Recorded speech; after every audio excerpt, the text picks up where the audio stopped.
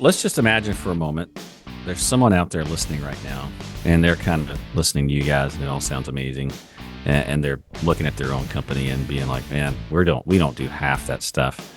Where would you point them? Like, what advice would you give them? This is the PMP Industry Insider Podcast.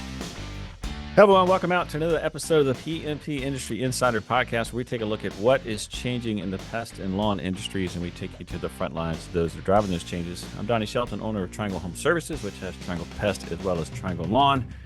And with me, back from the great state of Texas, Mr. Dan Gordon. Dan, would you like to say good morning? We're recording this morning. Introduce our topic, our guest, our sponsors.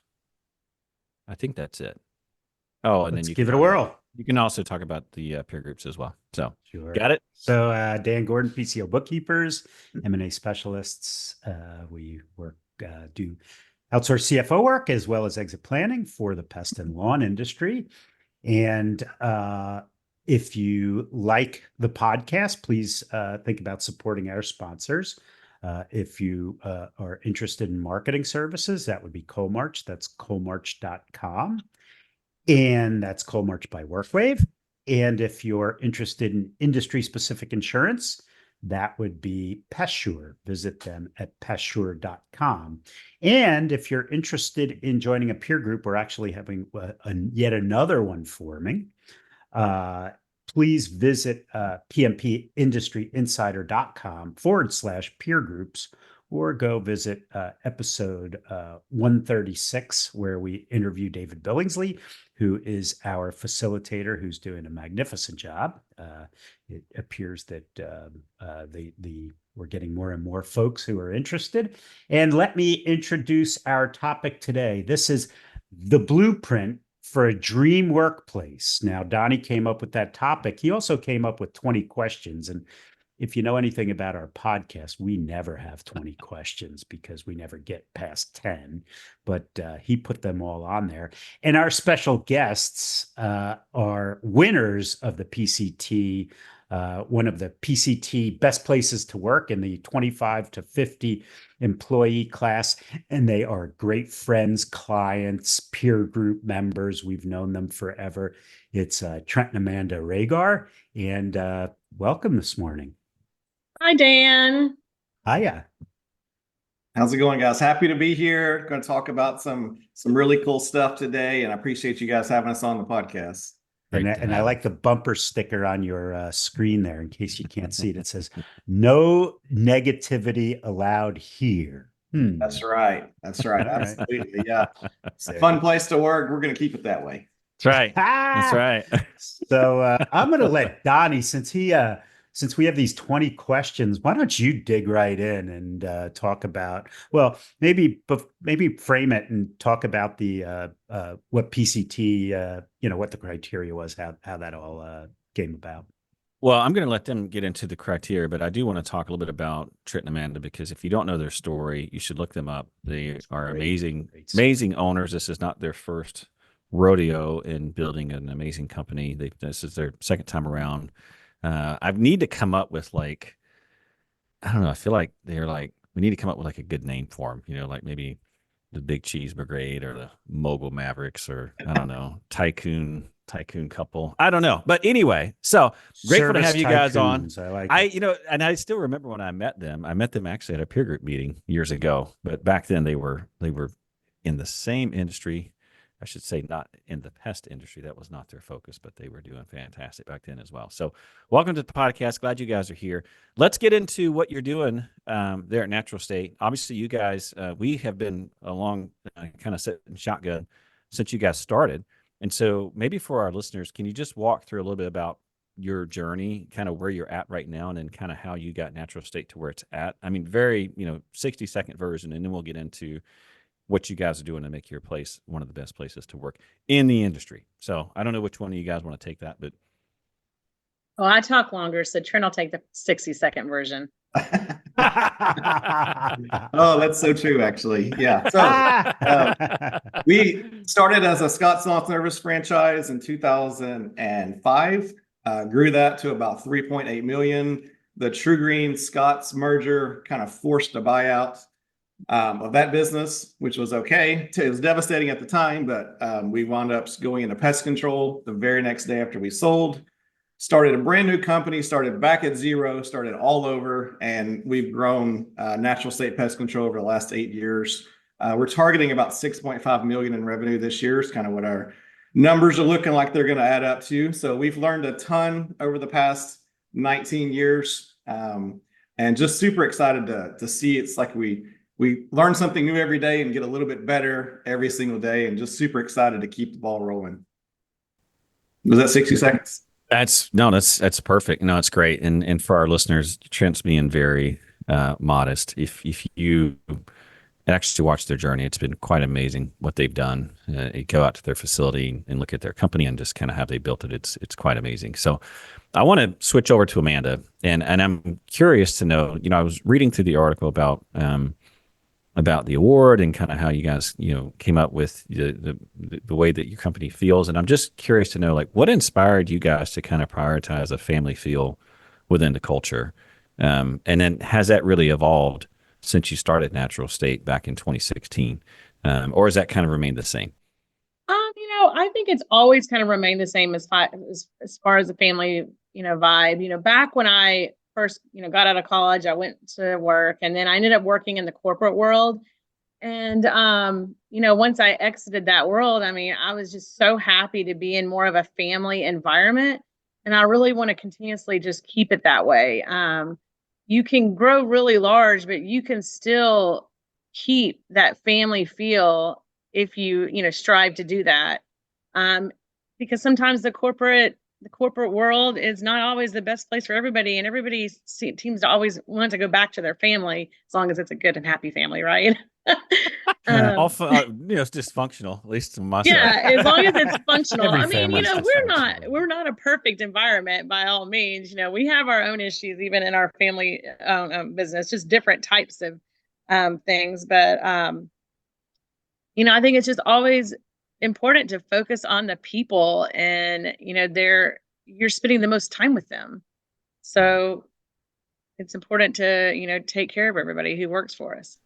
I remember years ago, I was at Pest World and I gave a talk on making profit in pest control. And I don't know, this is early in my career, so I spent way too much time preparing, but I really took a ton of time and prepared. And I did this amazing presentation, and I took like 2 months to prepare it. And at the end, I had this person come up to me and they're telling me all this stuff about, and I forgot the lady's name, going on and on and on, all the stuff she does. And I'm just sitting here like, I'm not joking, like 5 minutes.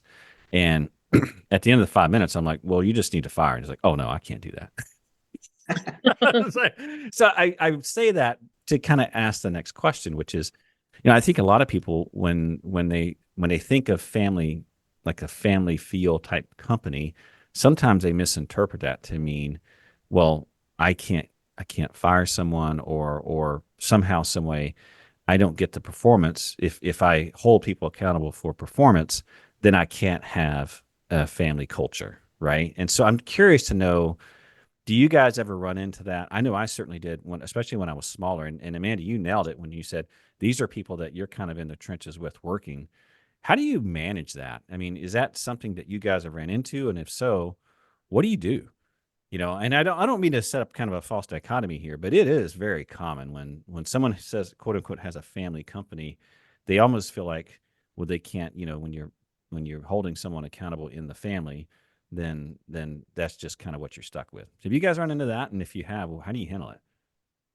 I can talk about that just for a second. I think it's the thing that we look at the most is, what do we have to do to protect the most people, to protect the family? Sometimes you have to make those hard decisions and let people go to advance everybody else's career, right? Always look at it as, I'm taking care of over 40 families right now. Right. We support a lot of people. And if there's somebody that's being a threat to that, if that's going to, somebody is going to cause harm to that family, then that's when we have to take those actions. And that just makes those decisions that much easier when you put it in that context, basically. It's kind of how we look at it. Right. So we might even like the person too, but they might have made a poor decision, right? Or several poor decisions. And just to add on to that, sometimes we just have to look at it as a whole. Like, okay, yes, we like this person. They've been great to Trent and I, but as a whole of the company, Do they need to stay or do they need to go to protect the family? You know, So how about well, some specific examples of those? well, Uh, how about general examples? Yeah. Yeah, I mean, Okay. it's the You don't one have of to name names. Yeah, one of the hardest things in the world is to get rid of a overperformer or somebody that's exceeding expectations work-wise, because of something they do with character issues or something that they do to somebody else within the company. But you have to put that first always, and that is so hard. I would not have done that probably 10 years ago. I mean, it's so hard to get rid of somebody that's an A-list employee as far as productivity or as far as performance, but they're just not a good fit, or they're causing friction in the company, or they're doing things that are a threat to us as a whole. So that's something that we really just have to focus on. What is going to be the best long-term scenario? Yeah, maybe our numbers aren't going to be quite as good the next 3 months if we let this person go, but a long-term outlook, what is going to be best for everybody else within the company? And we just try to keep that top of mind. How The other about thing I positive think things? is- I'm not talking about necessarily firing somebody. How about some positive? Well, hang on. Before we go to that, though, Yeah. going back to what Trent was saying, I think the other one that's very difficult. So there's the high performer. Then there's the person that the company has outgrown, right? They don't Yes. grow as fast as the company. Mhm. Those have been, at least for me personally, have been the most difficult situations, right? Because then it's like, well, and by the way, if you're listening to this, it doesn't mean that you don't have to be dirty about it, right? I mean, you can do something that benefits everyone, because listen, if the company outgrows the person, they're not having a great time either, right? They're Right. struggling, you're struggling. And then it's like, you could either repurpose them, or you can help them find something else that helps them without being dirty about it. Those have okay. always been my difficult ones. It's like I'm thinking of 3 people right now over the years where the business was just going wide open, and this person just did not keep up with the business. And I Yeah, had to. actually have an employee right now that I've actually fired twice. Firing's easy. I did it 10 Yes, I times. actually fired him twice, and the second time we fired him, the company did outgrow him, and his skill set didn't match the position that he was in. So we let him go, and within an hour, somebody else in the company came to me and said, "I wish you wouldn't have done that. I think that person would have been great in this role over here. I think he'd be perfect for that." So I called him back in. I was like, "Oh my gosh, you're right. Can't believe I didn't think about that." Called him back. He came back in within 2 hours, and he was obviously very, very leery of what we were talking about, but told him our plan, told him our ideas. He has thrived in that position for the last 3 years and is still absolutely doing great in that role. Now, was that a He's in the wrong place. demotion in his mind or no? I think it was a lateral position. Yeah. And I had him in the wrong seat, and he's a good guy. Just he was in the wrong seat. He was not succeeding in that position. And as soon as we changed him over, he has absolutely thrived. So that's something that I've learned. Okay, maybe I need to take a step back before we just terminate people. And let's take a step back and see where else can they fit best as we grow. As we grow, things are changing so fast. Positions open up that we didn't even exist, 6 months ago. So that's been a challenge. And that particular employee has probably worked for us for almost 15 years. He actually came with us originally from Scott's. So we do have, and he's a good friend of ours. He's been a part of our family for a long time. So there was definitely a tough decision when, Trent did fire him. But I mean, I love that he is thriving now. He's doing great now. And we love him having him on our team. I don't know So if Trent, you're the hatchet man. Is that it? I'm usually not. That's the funny part. I know. The ones that we really get close, you get really close to people over time. And some of those I do want to take on. Some of those that have close relationships with, we got to figure out the best way to move them on sometimes. And we always give them a soft landing pad too, of course, but that's rare. Those are all rare exceptions. We are a great place to work, by the way. They aren't lying in the article. So he is the rare exception. Yeah. I guess, and I do want to move on from this point, but I think probably that just to sum this up, this point that we're covering here is that if you're listening to this and saying, and you feel like there's some break between, hey, I want to have a family culture, but that's also a limitation to growth.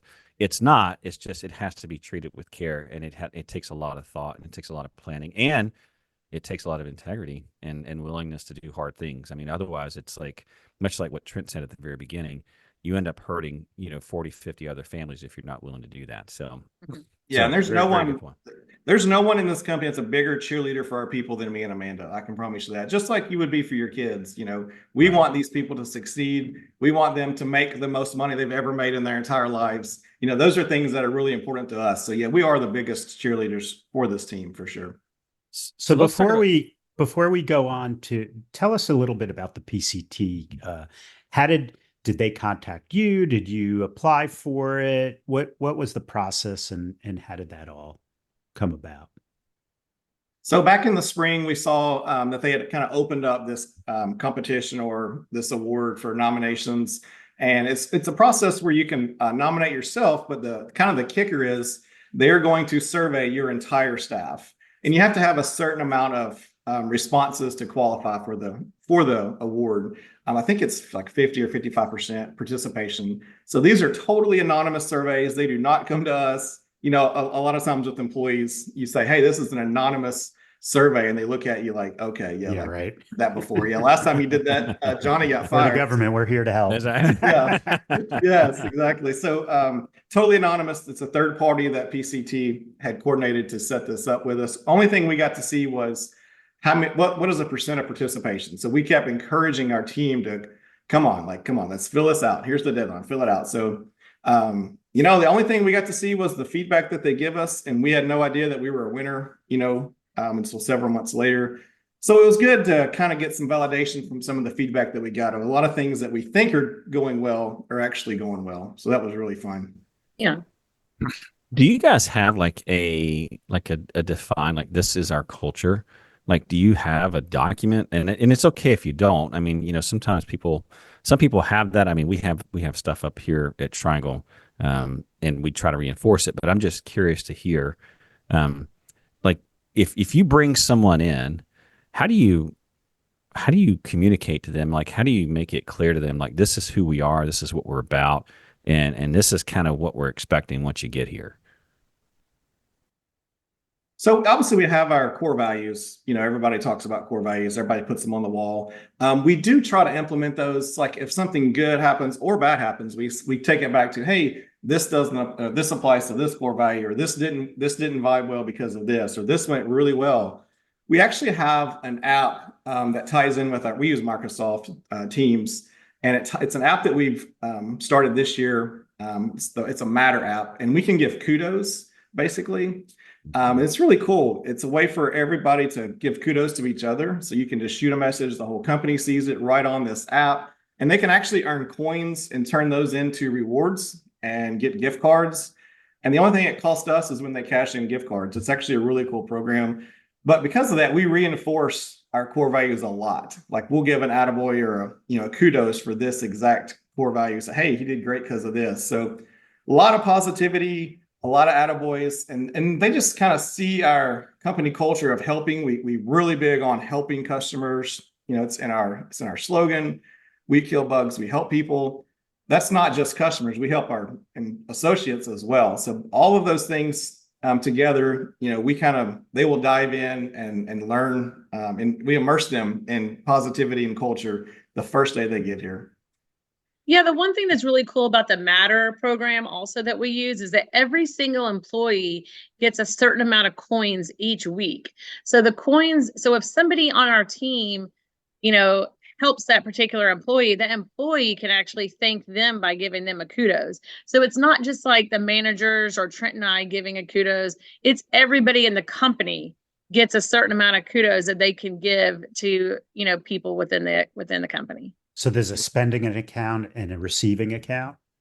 So you can receive them. Yes, so you can receive them, and that's pretty cool. Yeah. And you can send them. So, I mean, of course, Trent and I have, some of the managers and Trent and I have access to, more coins to give. They also automatically get a certain amount of coins on their birthday. It's like a happy birthday message, and they automatically get, what is it, Trent, 100 coins or Yeah, so basically they get $50 worth of coins on their birthday and $25 worth of coins on their anniversary. But this is technology that's all built in, so we don't have to remember, hey, it's Johnny's birthday today. This is Yeah. all preset, it's all automated. Work anniversary, hey, it's Serato's second work anniversary, last Friday. Everybody in the company can put up a kudos and congratulate him or give him some Yep. coins out of their own pocket. So it's a really, really cool system we've seen it really bring our company together more and more this year. So that's just one little app that we've had. What's the name of that app again? It's called it's Matter. Matter. Like Matter. Yeah, I know Okay. it integrates directly with Teams and I think Slack as well. So Nice. Yeah. Very nice. It's That's pretty fun cool. too, because you get to see where you may not always know that a certain employee helped out another employee. Mhm. But when another employee thanks that employee, it's like, oh, okay, well, they're doing really good things that maybe Trent and I wouldn't know because we're in the office and not out in the field. right, yeah, positivity just kind of breeds more positivity throughout the company. It's really cool, actually. So let's talk about, do you guys do team building activities? And if so, like what do you do and how do you Oh, select gosh. how you go with that? Yeah. We have lots of team building activities or more activities. We have a lot that are more employee only. And then we have activities that include families. So I mean, we just recently did two different team buildings. We have our annual, we did our Natural State family kickoff at one of the local restaurants here in Fayetteville, Arkansas. It's Catfish Hole. And we invite everybody's family, anybody can come, the kids. It's pretty much like we call it our family dinner. We do it on a Sunday night. It's a lot of fun. We also just went out to the White River. We rented a huge lodge and all of our employees went out to the White River and we did a guided fishing tour. We did a lot of trout fishing. Had a fish fry with all the fish that we caught, and then we even brought in a chef. But our team, we pay for all the lodging, all the food, and it's basically kind of like our company retreat. We did it, literally. Oh, I think we lost her there. We But- did lose her. Yeah, I can carry on with that though. Yeah, so the fishing Probably retreat. about 3 others. Oh, there she Oh, is. there we She's go. back here. But the fishing retreat, you're like, man, how much is this going to cost, right? That's the first thing when I talk to other owners, like, good Lord, you're renting out a fishing lodge. This one's up costs us like $550 per person, Uh-huh. to have this amazing all-inclusive weekend. So it's really a really cool experience for them. We have a basketball tournament in the spring. Employees, we break them up into teams. If you haven't seen a bunch of 30 and 40-year-old men play basketball in a while, don't. Like, it's not. I think one score was like 3-0 at halftime, but it's really fun. Their families can come up. We have a big picnic after that. So just constantly trying to, right about the time you're like, man, this job is tough, right? Spraying lawns or killing bugs gets hot in the summer. Right about the time you're like, man, this is starting to really kind of suck. We throw something on them to make it fun for them, get their family involved, and kind of remind them kind of what we're all here for. So Yeah, is the fishing thing for everybody, or do you have to earn in? So far, we've kept this open for everybody, every employee. So we have employees that started a month ago. They got to go to this year's retreat, and it just kind of gets them out of their element. It gets them away from the office. It's like when you were a kid and you saw that school teacher at the grocery store, and you're like, "What are you doing here? Like, you're not supposed to be here." Get them out of their element. Everybody gets to know each other a lot better. And it's just a lot of fun. They don't stress-free. We have fishing guides for every single person. We bring in a chef to cook the dinner. I mean, it's just a very stress-free, relaxing, and something about flowing water just relaxes everybody, calms everybody down. So Is this like multi-day or one day? 2 nights. 2 nights. Wow. it's a big ask to leave your family for 2 nights. We do get that, but we get about 80% participation, which is amazing, actually. That's Yeah. really Yeah. good. Yeah. We also have a movie night where we've rented out an entire theater. This year we watched Twister, the new Twister movie. We rented that out, provided popcorn, drinks, and that's for, I think how many people they get to bring, employee and 1 guest.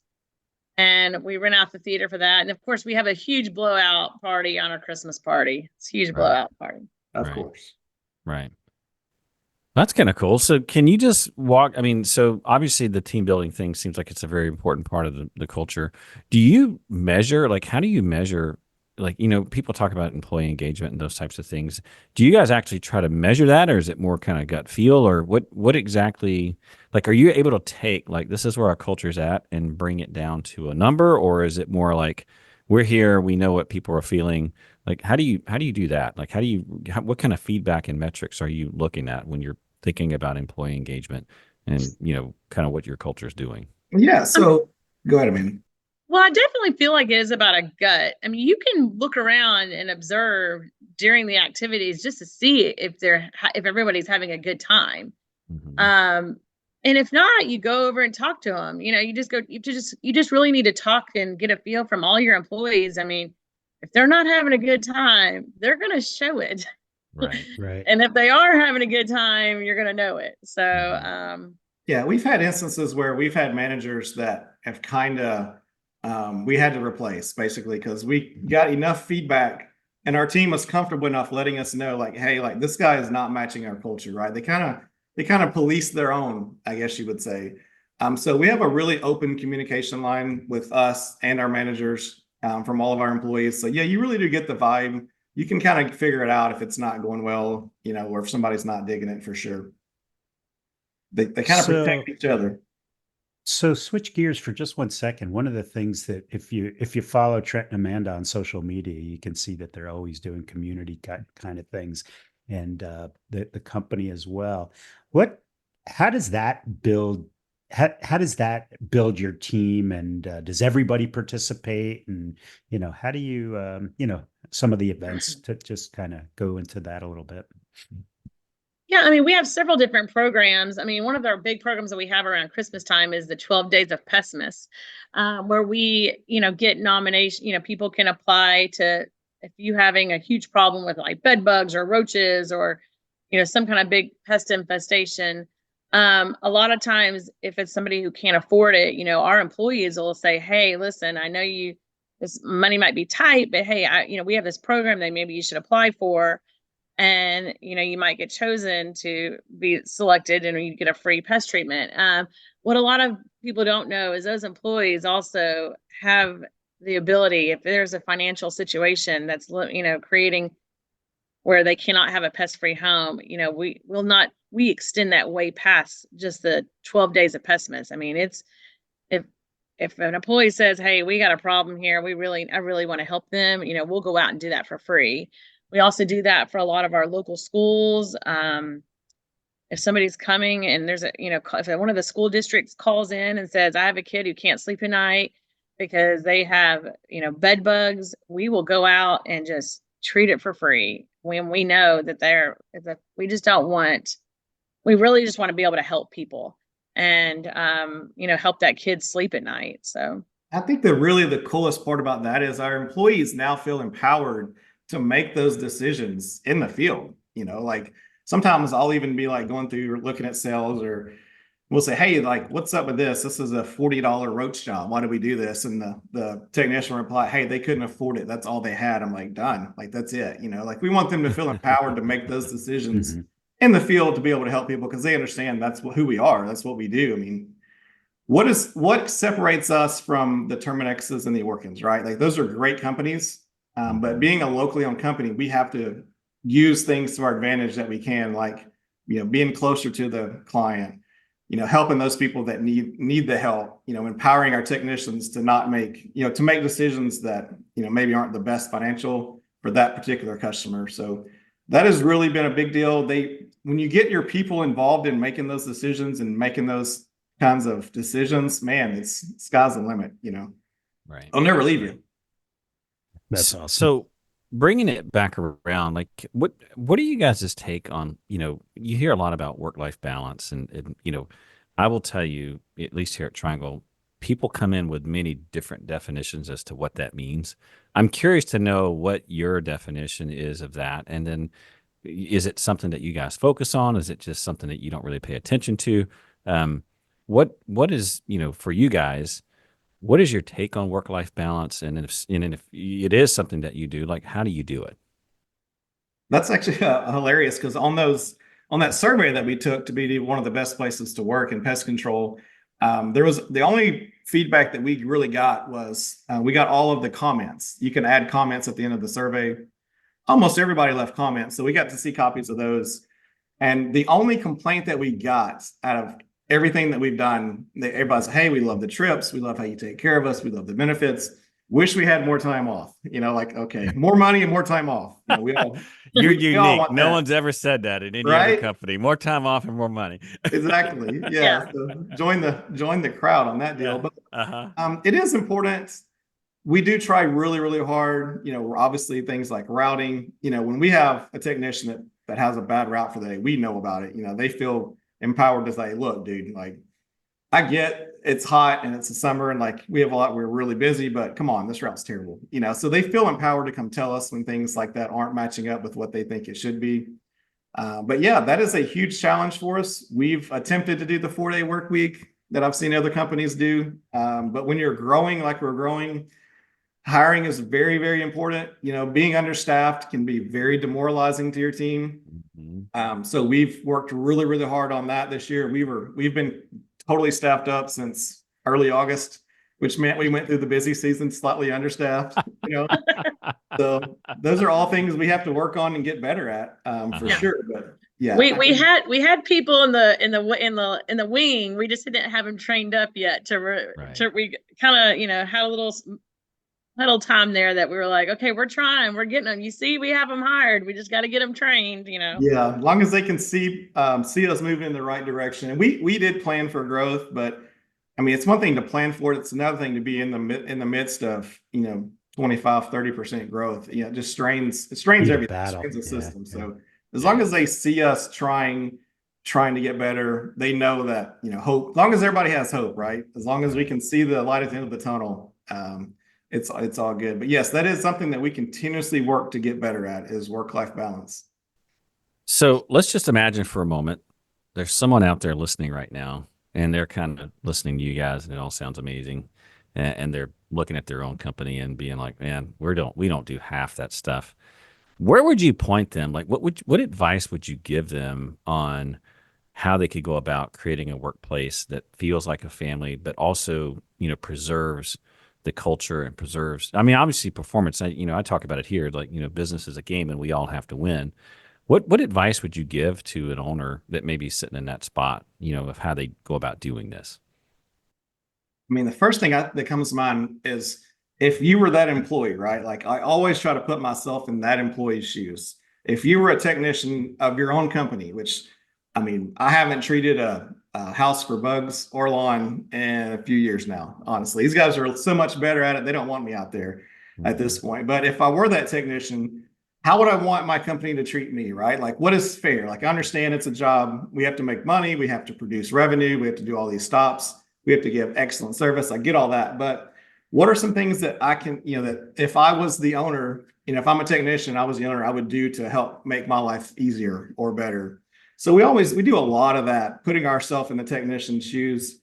It can't be just about numbers. If it's just about numbers, it's going to end badly, basically. So it has to be a balance, right? Everything in life is a balance. Mm-hmm. So we push them hard. Our technicians are generating more revenue this year per person than we ever have. Just as we've grown and got more dense. And those are hard conversations, to have sometimes with your employees when we just keep asking for more and more and more. But at the same time, we're giving them the vacation time that they need, the benefits that they need. We're having their family come around the office more, so it's one of those kind of give and take. It's like the ultimate dichotomy, right? We want to treat them as well as we can, but they have to do the work. So. Right. Amanda, you got anything to add to that? Oh gosh, I don't know. I think you summed it up too. I also do feel though it needs to be genuine. You don't need to be. You really have to be genuine in how you care for your employees and how you handle yourselves. I mean, I think creating a fake environment, like okay, I want to do everything that Trent and Amanda do, but if it's like a forced fake, they're gonna see right through you. So I think you just need to have that genuinely care about the environment that you create and how you take care of your people. You got to love your people. You got to love on them. You got to be their biggest advocate. They're not going to love working here if you don't love them. So it definitely goes both ways. Yeah. Yeah. What would you guys say has been the most rewarding aspect of building a company that is now recognized as one of the best places to work? And then what does that kind of mean to you personally? I mean, we wouldn't even be here without winning all these awards if it wasn't for our team. I mean, I really owe it all to them. I mean, yes, Trent and I have probably been spearheading it all along the way. But I mean, our people are what make our company. Yeah. So I always tell all the time, like, I want to see our people succeed so much. And they once they feel that, like they really know that we care about them, the sky's really the limit on that. So that's been most rewarding to me, is seeing that person that's been a technician for 12 years or 13 years become a manager and make more money than he's ever made in his entire life. Seeing that employee go buy that car they've dreamed about for 5 years or 6 years, seeing their kids smiling, like, is the more that we can make our employees satisfied, the more success me and Amanda will have by far. I mean, it all comes from that. Right. So how do you see this thing scaling when you go to 100 employees or 150 employees and you can't be mom and dad, right? So are you teaching others to be mom and dad, or? I mean, absolutely. We have mom and dads in training here. I mean, we do. I mean, I just think that your leadership team needs to be just, have the same standards that, Trent and I have. And I think we have, those people in place right now to help take us to the next level. I mean, they care. They want their teams to succeed. They like the people on their team. I mean, and set up their compensation plan where the more that the technicians succeed, the more they succeed, right? Always incentive-based comp, and not just incentives based on production, right? That's easy, but retention. What are your employee retention looking like? Or all those things are super, super important. And yes, at this point, like, I'm not training technicians to every day in the field, so I'm not getting to know them as well as I should. But I am very, very involved with our managers, and sometimes I have to overrule them. Like this year, I know in 1 week I overruled, I think, every one of our managers, and that's pretty rare. And I think it was really came down to culture. Every decision that they made was probably best for the company, but it wasn't best for the people. And that's the only time all year I've had to, like, just flat out overrule, change the decision that was made by a manager. And they learn from that, right? I learned from it. They learn from it. So those are some of the harder ones that we have to do. But, ultimately, people over profit. It has to be that way. Yeah. But a lot of times too, what you said something about when we grow to 100 people. I mean, that's the whole point of us having a lot of these activities. I mean, if you were to come to one of our activities, you will probably never see Trent and I together unless we're sitting there actually eating, because we both are walking around and visiting all of our employees, visiting with all of our families. We're never standing side by side.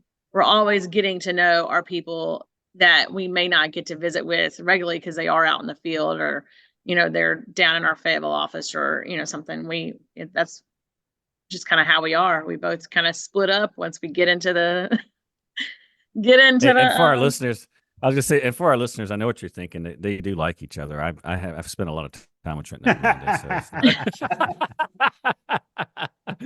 Oh boy! Hey, it's everybody always asks, how is it to work with your spouse? I mean, we get along for the most part, and we can butt heads. We do, but we each have our own separate role, and that keeps us sane. Yes. And we come together, and we have a deal where if we don't both agree, it just doesn't happen, right? We got to have 100% participation. Which is about half the time. Truth. It was about half the time. Or if you don't agree with Amanda, then. Right. Yeah. Usually we have to work together. It's definitely tough, because but the important thing for Trent and I is that we have to leave our work at the door. I know a lot of couples, we bring it home, and our conversations still do come home and talk about work. It's hard, but we just make a point we really focus on our family. We love to travel. We love to do fun things, and we just have to separate work and personal. Yeah. But sometimes we get our kids involved too. Like, we'll be talking at maybe over dinner, we're talking about something happened at work, and they'll start, you don't realize how much they're listening in, and they'll start asking questions like, okay, well, I guess we're going to talk about this. We're going to talk about our kids are going to hear about our management decisions here right now. So let's do this. Let's teach them something, Yeah. But I mean, our kids too, some of our employees that have worked for us, for over 15 years. I mean, some of those people, they're like, it's like Uncle Shane to them, that's one of our employees. She's like, it's like my uncle now, Yep. No, that makes total sense. Well, guys, this has been fantastic and amazing. I just want to add to the conversation here. If you're listening, Trent and Amanda are the real deal. And if you haven't looked them up on their website, just go to, I think it's naturalstate.com, or Natural Pest. Is that what's the website? Naturalstate.com. That works too. Naturalstate.com. You can look them up, and they've always been very accommodating and very open with what they're doing. And so highly recommend that you look them up, look at what they're doing, follow them on Instagram, Facebook. Follow them on social media. That's you can see a lot of what they're doing, which is pretty cool. We'll link up their website and also their social accounts as well on the show notes. But just want to thank you guys for coming out on the podcast, doing amazing work. And Dan and I just got back from meeting with Trent and Amanda over last week. We were at a peer group, and so I can tell you the things that they said, they're absolutely 100% on point. So, Dan, anything to add before we finish out? No, I think that's great. Thanks for coming on. We really appreciate it, and great company, and it's really fun to watch you guys build it. Yeah. Well, just a reminder that all the resources and topics we talked about today are available on the podcast website. Just go to pmpindustryinsider.com. Take a look under show notes. And as always, we appreciate any reviews that you have, and any complaints can go to Dan. And with that, we're going to sign off. We'll see you next time. Take care. Take Bye-bye care. now. Bye-bye.